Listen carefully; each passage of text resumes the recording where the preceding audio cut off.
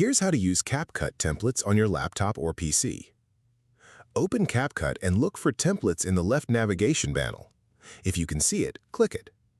Browse the available templates and select one that fits your project. Click Use Template at the bottom of the preview page.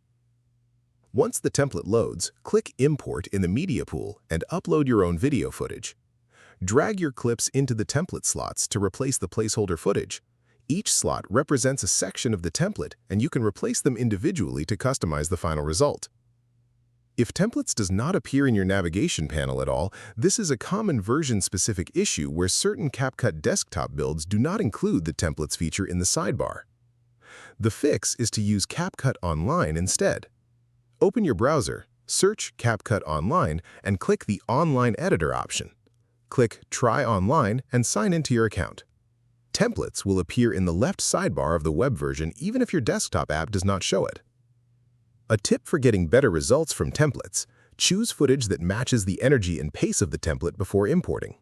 Fast-cut templates work best with dynamic footage that has clear visual action, while slower, emotional templates work better with calm, steady shots. If this helped you out, hit that subscribe button for more straight-to-the-point tutorials on Step by Click.